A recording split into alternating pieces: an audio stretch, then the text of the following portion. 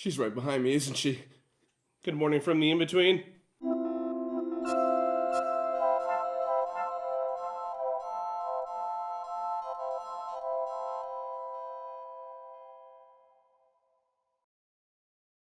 Welcome back to another episode of Mornings from the In-Between. Today we have another lovely guest on our show, our amazing angler fish, Joanna. Today, we're going to show you how we made this beautiful beast.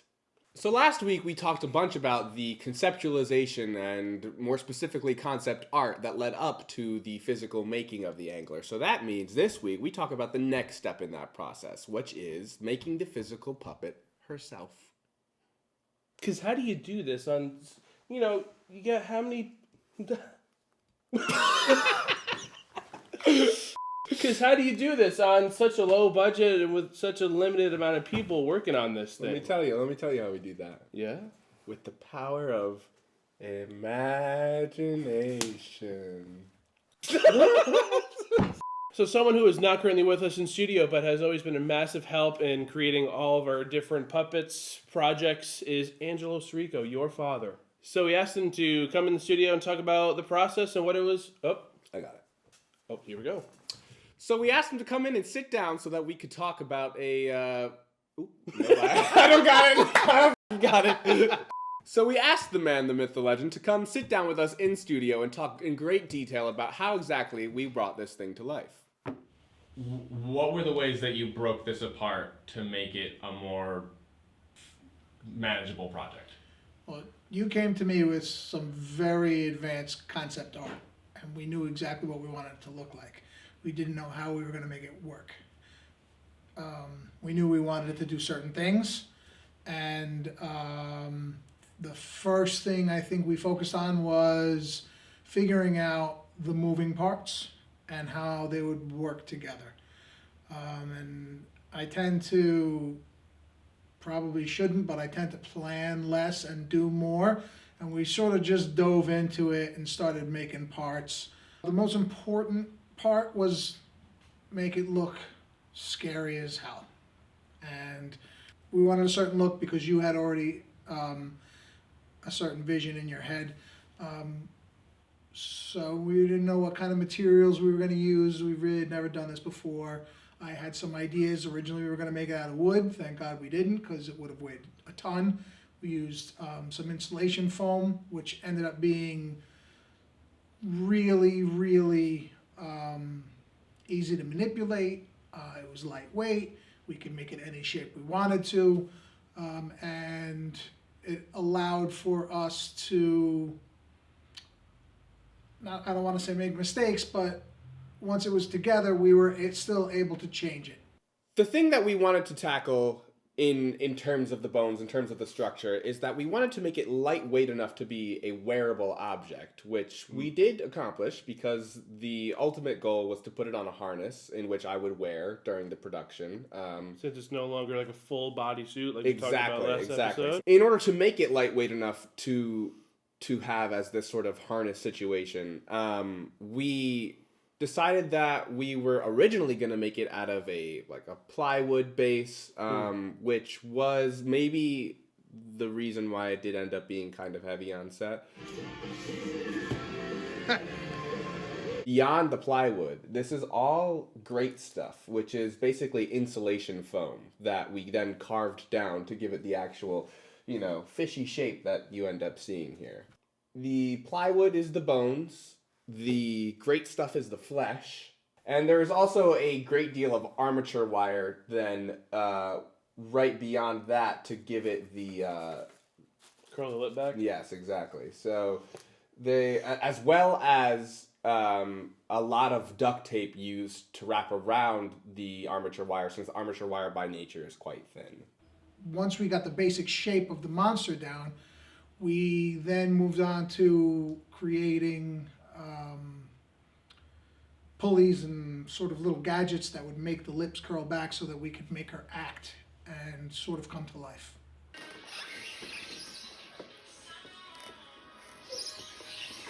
What was the hardest part about building the puppet?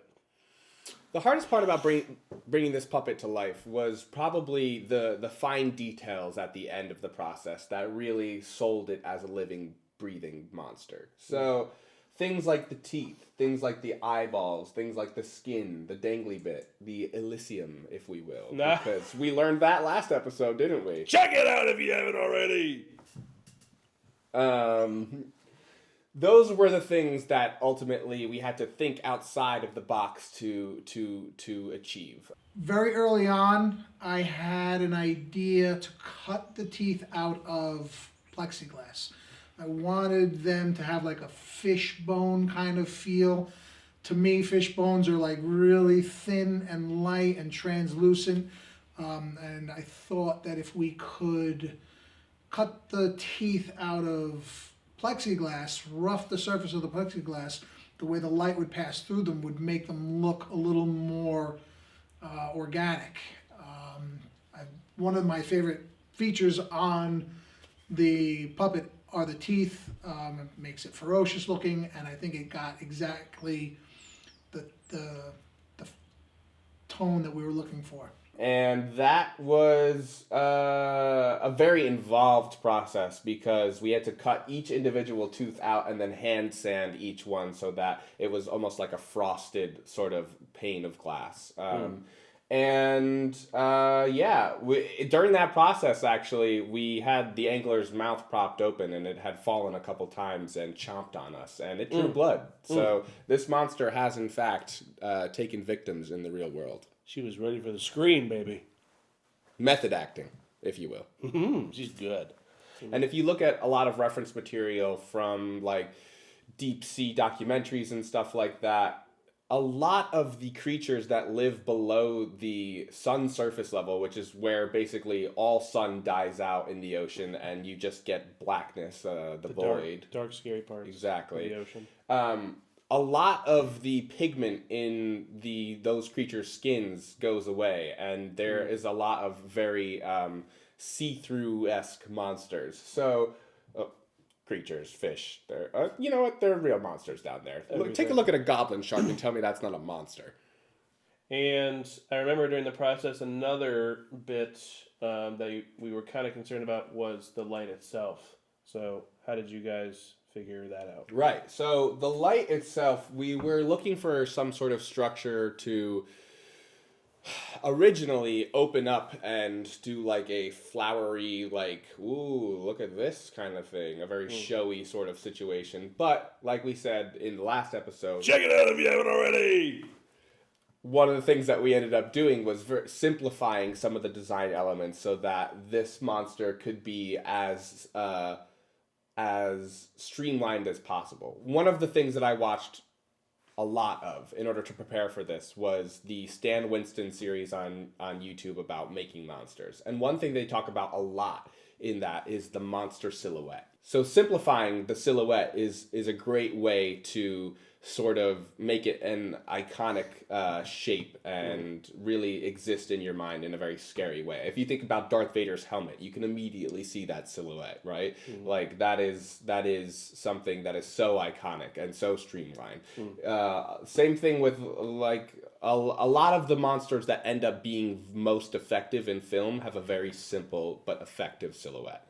So one of the ways that we streamlined the silhouette was we changed that flowery Elysium to just a regular light bulb.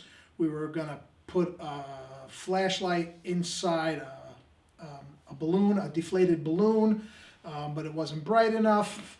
We were going to use some LED lights, some small train model lights that they weren't bright enough either. So we got these color changing light bulbs and we ran a cord down through it. I thought it was way too big, but it turned out being perfect, the perfect scale. We created a metal armature and ran actually a garden hose. And we cut it right down the middle so that we could stuff the cord in there, and then we used armature wire to run through the garden hose as well. And it was just enough rigidity to hold the weight of the bulb and hide the electric, and came out great. And it runs on hopes and dreams. Because that's all we got. That's all we got here. That's everything. Yeah. That's it. So once we had the puppet built and the armatures were all figured out and we had the working jaw and we had the shape, everybody kept asking me, well, what are we going to do for skin? What are we going to do for skin? And I really didn't know what we were going to do for skin. So one afternoon, I walked into the local Carvel and they had lined all of the insides of their display cases with black garbage bags. And the detail on the black garbage bag immediately made me think of fish scales. So I figured we could try to cover this thing in black garbage bags and see what it looked like. And once we saw it on film, we were really, really happy with the results. So originally, my dad and I thought we were going to do a latex pour mold, which would have been probably a little bit more convincing as skin, however, a lot more involved of a process. And not something my dad hasn't done before. He made a Batman costume back when he was in college that he poured an entire latex foam chest piece for. He even sculpted the bat nipples because it was the George Clooney version of Batman. Nice. But that was a really long time ago, and he was a little unsure as to whether or not that would ultimately be something that we could achieve on this scale. So he ended up coming up with the idea of using garbage bags that had a fish-like scale pattern on them, and if I do say so myself, I think it came out wonderfully. I don't think like one person who has watched the movie has mentioned anything about a garbage bag when seeing. No, because it doesn't look like a garbage bag. It really looks doesn't. like a monster. He looks really good with it, and even the eyelids close to the eye, like I don't know. More so you guys like leaned into like again, as we've been saying many times, leaned into what we had, and it turned out awesome. And then next up, I guess, would be these eyes. How did you get these eyes to look so fishy and Lifelike. yeah? Yeah, well, the eyes were probably the last thing that we added to the Angler that really brought it to life.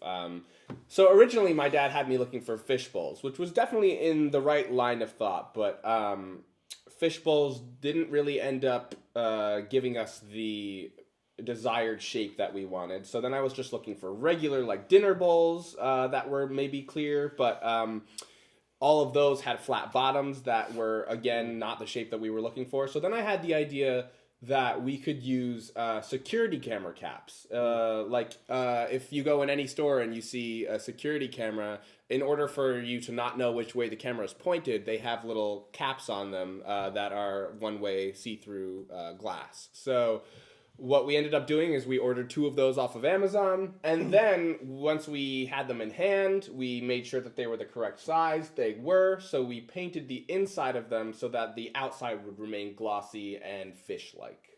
Dope. So now we're going to show you how we mounted the Angler and how Soul puppeteered the fish on set. So what we have here is the harness, which I wore while we were shooting to put most of the weight of the Angler on my sternum area because I'm a frail little vey. What I'd like to show you now is how that process looked like. So the whole thing is made out of PVC pipes, which are interconnective plumber tubing, basically. Goes on like this. And then what we do is we take this piece and we shove it right up inside the Angler. Jesus Christ. Right over here on the Angler, there's a port that is the exact connector size, and we do a little bit of this, boop, and then all of the Angler's weight goes from my arms to my chest. So what you can see here is exactly how I puppeteered it on the day. There are 2 mechanisms that help with bringing it alive, and that is the lip mechanisms on the top and bottom. Right here you have a pull, and on the bottom there's a squeeze right here, which I don't know if you can see. Can you see that? Kind of. All right. Well, go to the front, and then you can see what it does at least. Yeah. The top pulley does a wonderful little, you know, and the bottom does a little, yeah? Yeah. You see that? Yeah, I can. Awesome. Sick. This is the Angler. This is how we did it, you know? She looks great. She looks great. She does the things and stuff that we wanted her to do. The bottom lip is spring-loaded, so every time I close it, it self resets. But the top lip is not spring-loaded because we couldn't fit the same mechanism in the top, so that one has to be manually pulled down. Which, Yeah. you got that for me? Yeah. There we go. Yeah, there we go. So now, what you have is a full angler ready to eat some unsuspecting lake folk.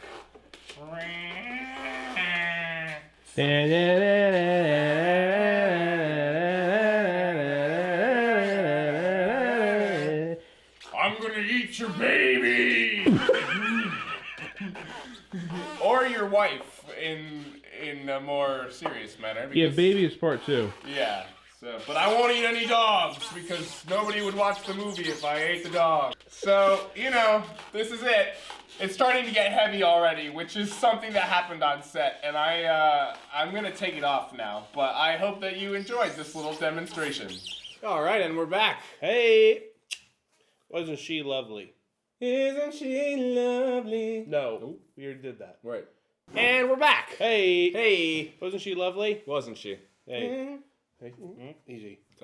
So I think one final element of the practical effects of this monster that we cannot ignore is the spit, the saliva, the goo, which was achieved using KY jelly. And for those of you who don't know what that is sexual lubricant.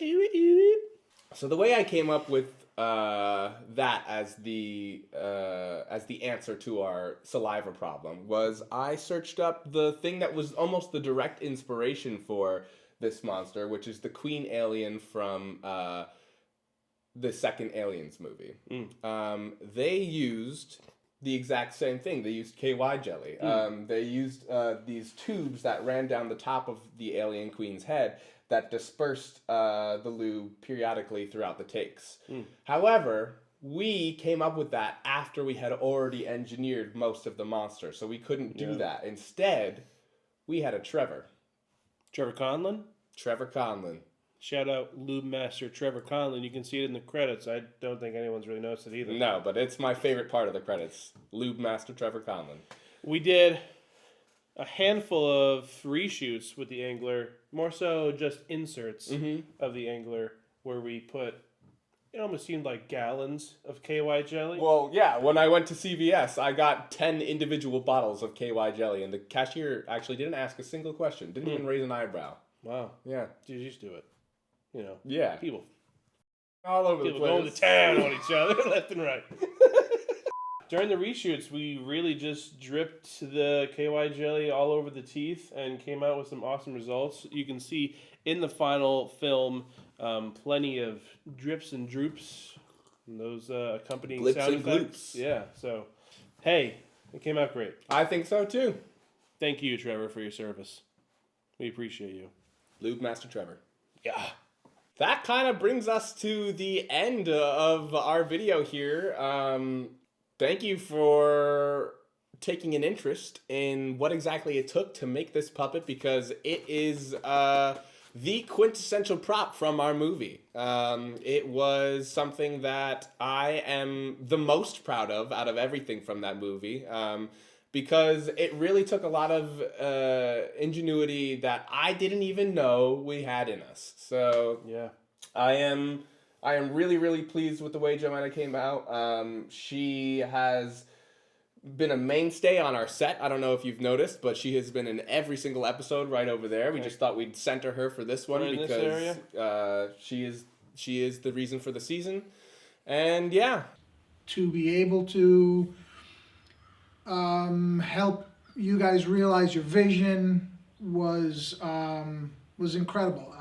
My favorite memory of this entire process was the look on your face the first time you saw it on screen.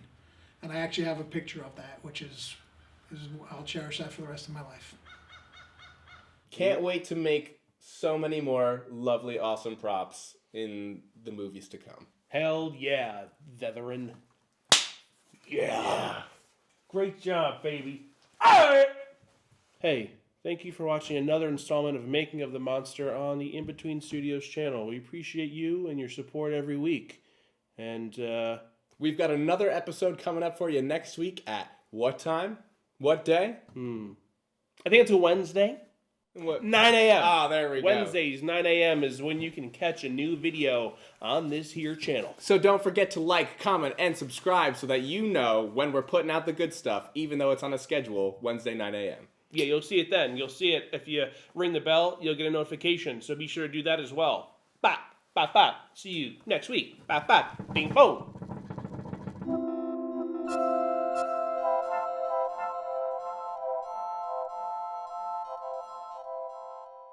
What is this made out of? How did you make this puppy?